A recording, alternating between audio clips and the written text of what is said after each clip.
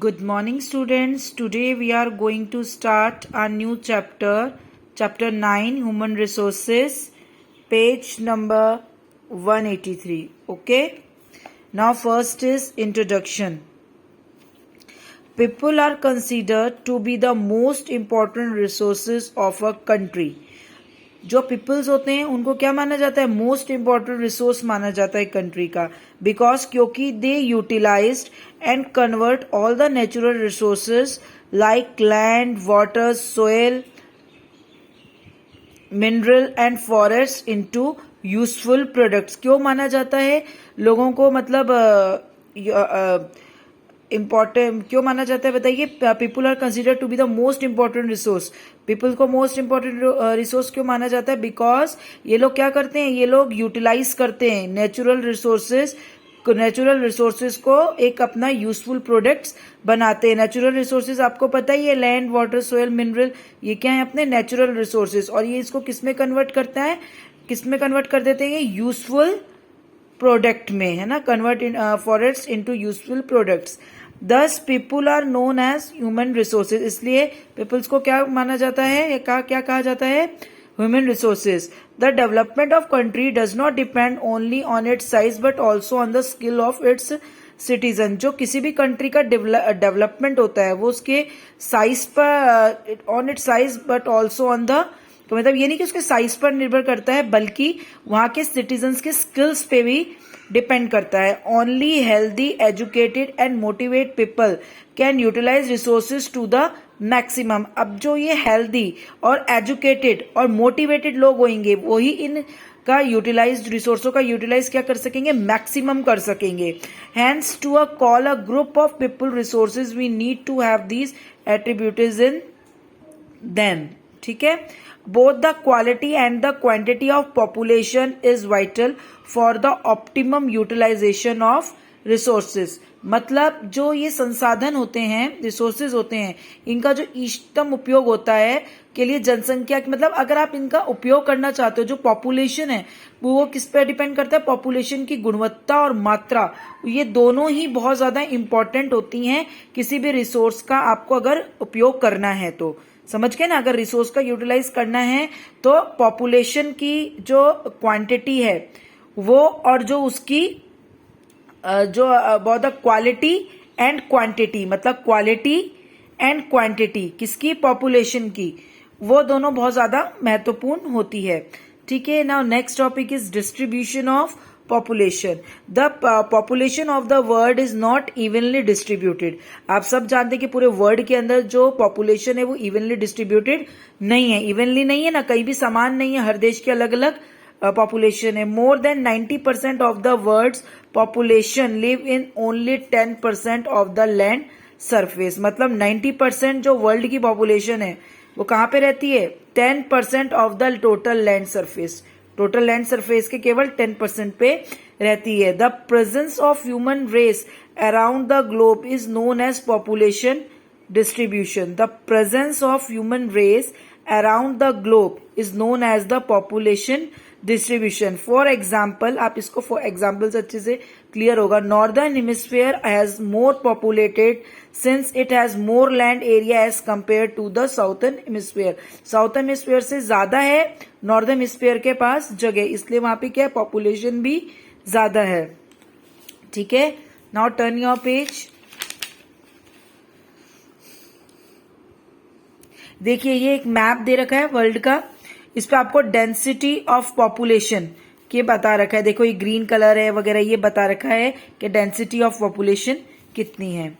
The number of people living in, अब question first ही आता है कि what is the meaning of density of population. तो वो देखिए, the number of people living in 1 square kilometre area of land is called density of population. मतलब जो कि 1 स्क्वायर किलोमीटर में जो लोग रहते हैं उनका जब हम पता लगा लेते हैं तो वो क्या कहलाता है? Density of population. और आप ये अच्छे से जानते हैं कि हर जगह पे 1 स्क्वायर किलोमीटर में लोगों की संख्या अलग अलग होगी, नंबर ऑफ पीपल्स डिफरेंट होगा. It varies from place to place, और ये जगह हर जगह प्लेस टू प्लेस वेरी करता है. According to the density of population we can divided the world रफली इनटू 3 एरियाज. मतलब according to density of population के आधार पर हमने क्या किया, 3 पार्ट में डिवाइड किया है। First is thickly populated area, second is moderated populated area and third is sparsely populated area. Almost 75% of the world's population live in Asia and Africa. मतलब वर्ल्ड की जो है ऑलमोस्ट 75% जो है कहाँ रहती है, एशिया एंड अफ्रीका में। Almost 75% of the world population lives in Asia and Africa. मतलब एशिया एंड अफ्रीका में वर्ल्ड की जितनी पॉपुलेशन है उसका 75% वहां पर है। 10 countries in these continents have a population of more than 100 million people.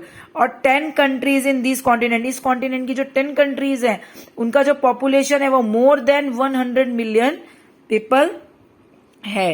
ये नीचे भी देखिए ग्राफ दे रखा है, डेंसली पॉपुलेटेड अर्बन एरिया का है, ठीक है। Now next is thickly populated area. नाम से ही पता चल रहा है कि थिकली पॉपुलेटेड एरिया है। The region where the density of population is high are known as thickly populated. मतलब जहाँ पॉपुलेशन ज्यादा है वो क्या हो जाएंगे, thickly populated area. Usually area which have a fertile land, और यूजली कौन से एरिया होते हैं जहाँ आपकी लैंड फर्टाइल हो। Ample industries are thickly populated. मतलब जहाँ इंडस्ट्रीज होंगी, जहाँ की लैंड फर्टाइल होगी वहां पे पॉपुलेशन भी थिकली होगी।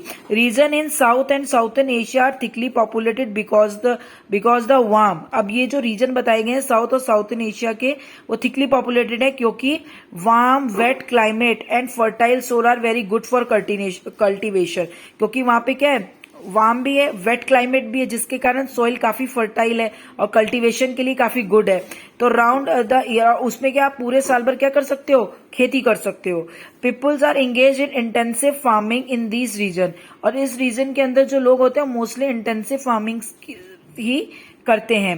Country in western Europe and North America are also thickly populated, ठीक है, because this region are rich in mineral resources and have a suitable climate and highly developed industry. क्यों है, क्योंकि वहां सुटेबल क्लाइमेट है और highly developed industry है। Next is moderate populated area. When certain area develop new industries and facility for mining and irrigation। अब ये moderate, thickly populated पढ़ लिया, मॉडरेट कहाँ पे होगा, When certain area develop new industries, ठीक है, नई industries and facilities for mining and irrigation, people from other areas migrate and settle there due to a favourable economic factor.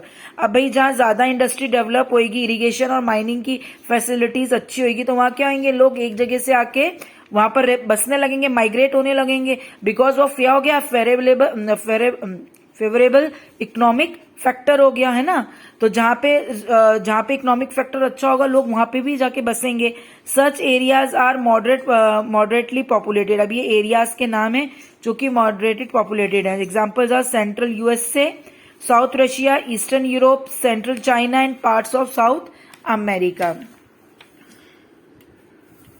देखिए एक मॉडरेटेड पॉपुलेटेड सिटी का pic भी दिया गया है। Separately populated area which have extreme climate are not easily accessible are separately populated. मतलब जहाँ का क्लाइमेट क्यों एक्सट्रीम में हो, ठीक है ना, जहाँ पे रहना इतना आसान नहीं होगा, सरवाइव करना, वहां पे क्या होगी, पॉपुलेशन वैसे ही कम होगी। Place like the equatorial forest, hot and cold deserts and high mountain area sparsely populated होते हैं बिकॉज माउंटेन पे भी काफी एक्सट्रीम में रहता है वेदर। फिर ये फॉरेस्ट, फिर हॉट मतलब कोल्ड डेजर्ट, जैसे हॉट डेजर्ट और कोल्ड डेजर्ट में भी लोग कम रहेंगे। लोग हमेशा कहाँ रहते हैं, सपोज आप और हम कहाँ रहना चाहते हैं, जहां हमको इकोनॉमिक फैक्टर्स भी अच्छे मिले, सारी हमको उसमें हमको जो चीज हमें चाहिए, सुख सुविधा हमारे अकॉर्डिंग क्लाइमेट भी होना चाहिए, तो वहां हम रहना पसंद करते हैं। बट ऐसी जगह पे तो वैसे भी बहुत कम लोग ही रहेंगे जहां पे कि हर सिचुएशन ही वेरी एक्सट्रीम में हो,